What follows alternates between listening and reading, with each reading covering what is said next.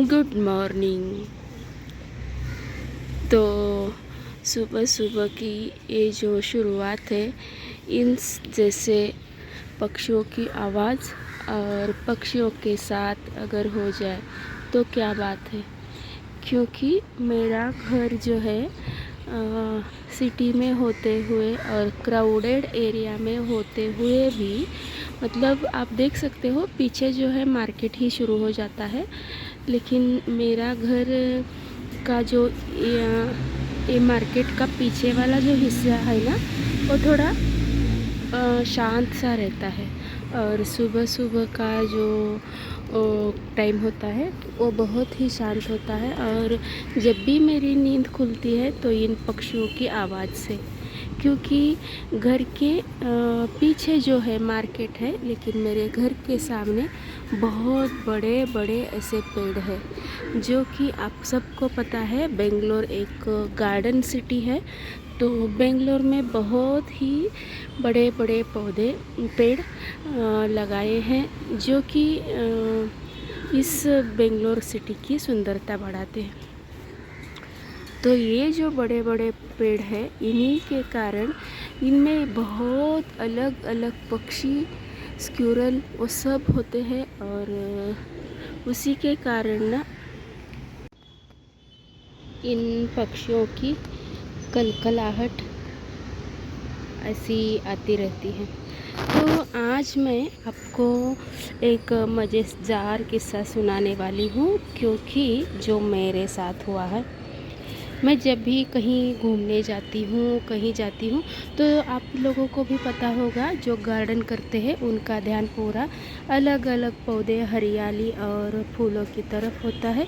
तो वैसे ही मेरा भी होता है। तो क्या हुआ ना, मेरे हस्बैंड कुछ खरीदी कर रहे थे और बहुत ही मार्केट वाला क्राउडेड एरिया होते हुए भी एक जगह ये जो सदाबहार है, इसका छोटा सा पौधा, और वो भी मिट्टी ना होते हुए भी वहाँ एक सीमेंट के जो थोड़ा सा ऐसा निकला था, उसमें कहीं से बीज आके गिरा होगा और उसमें सदाबहार खिल रहा था। और क्या किया, उस पौधे को लेकर मेरे गार्डन में आ गई। और जब मैं मेरे गार्डन में आई तो उसके अब देखिए इतने सारे पौधे बन गए हैं। क्योंकि इसका ये सदाबहार जो है, इसको एक बहुत ही सुंदर से फूल आने के बाद एक फली आती है, ये वाली। और जब ये फली सूख जाती है तो उसमें बहुत से बीज, बहुत बारीक बारीक, मतलब जो राई होती है ना, राई से जैसे दिखने वाले, लेकिन राई से भी बहुत छोटे छोटे बीज उसमें होते हैं। और वो चटक पटक कर इधर उधर उड़कर अपने आप ये पौधे बन जाते हैं। जैसे कि इधर बन रहे हैं, इधर बन गए हैं, और इधर देखिए, इधर इस तरह से ये बहुत बन गए थे। लेकिन कब उसका वो चटकते हैं, कब निकलता है, वो सब उतना ध्यान मैंने कभी दिया नहीं था। लेकिन एक दिन ना मैंने उसको बहुत ध्यान से, एक फली मुझे मिल गई, ठीक है। तो इस जैसी फली थी वो छोटी सी, तो उसको मैंने निकाल कर उस फली के बीज को मैंने यहाँ डाले थे।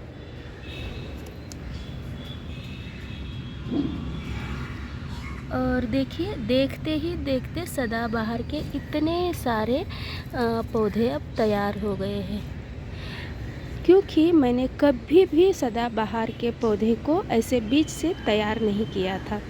ये तो अपने आप चटकते थे और इधर उधर गिर के आते ही रहते थे।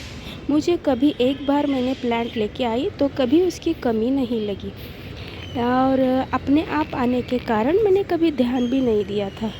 लेकिन एक दिन ना ऐसे ही घूमते घूमते मैंने थोड़ा सा उसको फली के ऊपर ध्यान रखा। जब ये सूख जाता है तो उसको मैंने निकाला और फिर उसको डाल दिया।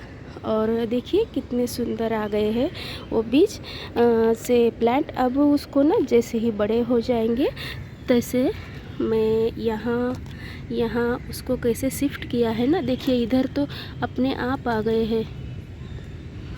तो इसको मैं शिफ्ट करने वाली हूँ। तो सदाबहार ना उसके नाम की तरह हमेशा ही अपने आंगन में सुंदरता बढ़ाने के लिए तैयार रहते हैं। तो आप भी अपने आंगन में इसको शामिल करिए, अलग अलग कलर में, कम मेंटेनेंस में, और जो तापमान होता है उसको धूप अच्छी लगती है तो बहुत अच्छे से खिलते हैं। और मेंटेनेंस जैसे कि उसको ज़ीरो ही होता है। मैं तो उसको घर में ही बनाया हुआ पत्तों की खाद और किचन वेस्ट का ही डालती हूँ।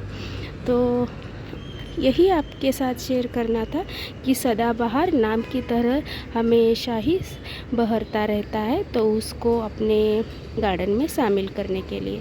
तो चलिए मिलते हैं ऐसे ही फिर एक नए वीडियो में। तब तक के लिए खुद का ख्याल रखिए, दूसरों को आनंद देते हुए दिन बिताइए, और फिर मिलने का वादा करती हूँ आपसे। तब तक के लिए बाय बाय।